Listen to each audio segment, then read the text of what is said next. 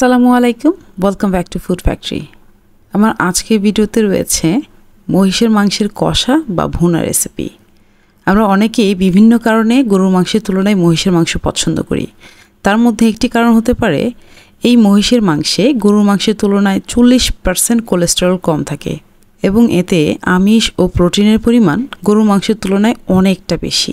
বর্তমান সময়ে এর পুষ্টি গুণাগুণ ও স্বাদের কথা বিবেচনায় রেখেই আমরা অনেকেই গরুর মাংসের জায়গায় মহিষের মাংসের স্থান দিয়েছি।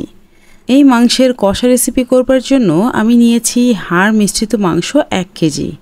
এবার চুলায় একটি প্যান গরম করে তাতে 4 টেবিল চামচ পরিমাণ সয়াবিন তেল দিয়ে নিয়েছি।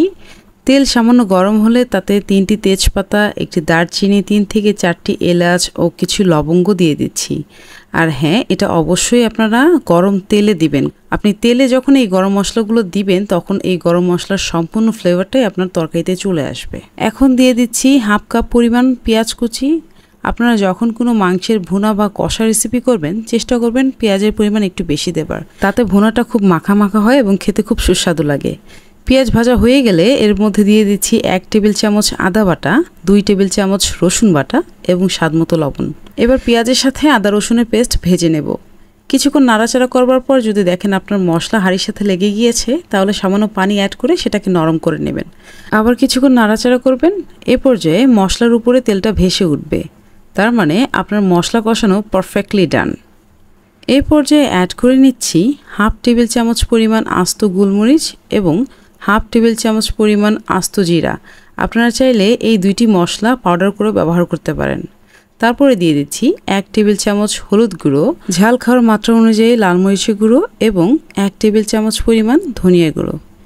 এবার এই মশলাগুলোকে ভালোভাবে একত্রে মিশিয়ে নেব। এ সময়ে মশলাগুলো 1 মিনিটের বেশি মোটেও ভাজা যাবে না, কারণ মশলা পুড়ে যাওয়ার একটা পসিবিলিটি থাকে। মশলা ভাজা হয়ে গেলে এর মধ্যে এবার মাংসগুলোকে দিয়ে দিই।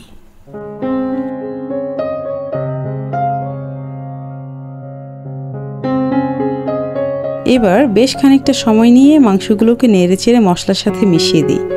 মশলা মেশানো হয়ে গেলে এবার ঢাকনা দিয়ে ঢেকে দিই। 10 মিনিটের মতো মিডিয়াম আঁচে জাল হবার পর মাংসে যে অতিরিক্ত পানি ছিল সেগুলো বের হয়ে এসেছে। এবারও মাংস নেড়েচেড়ে দেই যেন উপরে যে মাংসগুলো ছিল সেগুলো তো সমানভাবে তাপ লাগে। মাংস নাড়া হয়ে গেলে আবারও ঢাকনা দিয়ে ঢেকে দেই কিছুক্ষণ জাল হবার জন্য। আমি ঠিক ততক্ষণ পর্যন্ত নেড়েচেড়ে জাল করব যতক্ষণ এই কষানো পানিটা শুকিয়ে না যায়। আবারও ঢাকনা খুলে নেড়ে দিই। এ পর্যায়ে দেখতেই পাচ্ছেন মাংসের পানি একদম শুকিয়ে গিয়েছে। এই কষানো অবস্থায় আপনি মাংস যতটা নেড়েচেড়ে ভেজে নিতে পারবেন আপনার মাংসের মশলা ততটাই স্মুথ এবং গ্রেভি হবে। তাই আমি সাজেস্ট করব একটু বেশি সময় নিয়ে মাংস কষানোর। মাংস কষানো হয়ে গিয়েছে। এবার কড়াই ভর্তি করে পানি দিয়ে দেব। পানি দেওয়া হয়ে গেলে আবারও মাংসগুলোকে নেড়েচেড়ে দিয়ে ঢাকনা দিয়ে ঢেকে দেব। আর হ্যাঁ, এ পর্যায়ে চুলার আঁচটিকে লো টু মিডিয়াম রাখতে হবে। মাংস যদি অনেক নরম করে খেতে চান সেক্ষেত্রে চুলার আঁচটাকে মিডিয়ামে রেখে জাল করতে হবে 2 ঘন্টার মতো। ঠিক 2 ঘন্টা পর ফিরে এলাম। আমার মাংসের পানি শুকিয়ে এসেছে। মাংসগুলোকে নেড়েচেড়ে দেই। মাংসের ঝোল যেহেতু ঘন হয়ে এসেছে এ পর্যায়ে মাংসগুলো কড়াইতে লেগে যাওয়ার একটা ভয় রয়েছে। আপনারা চাইলে চুলা থেকে মাংস এখন নামিয়ে নিতে পারেন, তবে কষা মাংসের অ্যাকচুয়াল টেস্ট পেতে হলে আপনাকে আরেকটু ধৈর্য ধরতে হবে। মাংসগুলোকে নেড়েচেড়ে আবারও ঢাকনা দিয়ে ঢেকে দেই কিছুক্ষণ জাল হবার জন্য এবং পানি আরেকটু শুকিয়ে আসার জন্য। আবার ঢাকনা খুলে দিয়ে নেড়েচেড়ে দেই। ওই যে বলেছিলাম পানি শুকিয়ে এসেছে, মাংস লেগে যাওয়ার একটা ভয় আছে। এই পর্যায়ে কিছুক্ষণ পরপর মাংস নেড়ে দিতে হবে। মাংসের ঝোল যেহেতু শুকিয়ে এসেছে আর ঢাকনা দিয়ে ঢেকে দেবার কোনো দরকার নেই।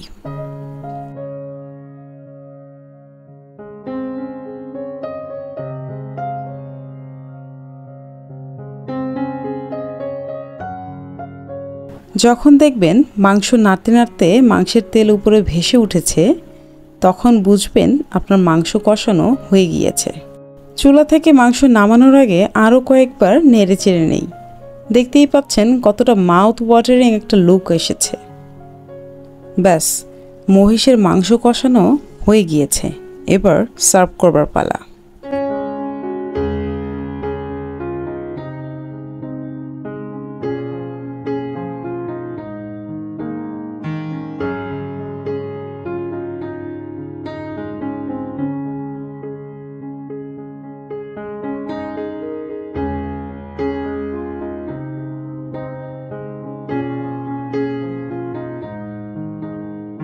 সাদা ভাত বলেন আর পোলাও, যে কোনো আইটেমের সঙ্গে এই কষা মাংস দুর্দান্ত। আমি হাত দিয়ে ভেঙে দেখাচ্ছি এই মাংসটা ঠিক কতটা নরম হয়েছে। রেসিপিটি কেমন লাগলো অবশ্যই কমেন্ট বক্সে আপনার মূল্যবান মতামতটি জানাতে ভুলবেন না। আর হ্যাঁ, নিত্য নতুন রেসিপি পেতে ফুড ফ্যাক্টরি চ্যানেলটি ভিজিট করবেন। যদি আমার ভিডিওগুলো ভালো লেগে থাকে অবশ্যই চ্যানেলটি সাবস্ক্রাইব করে বেল আইকনটি বাজিয়ে রাখবেন। ধন্যবাদ।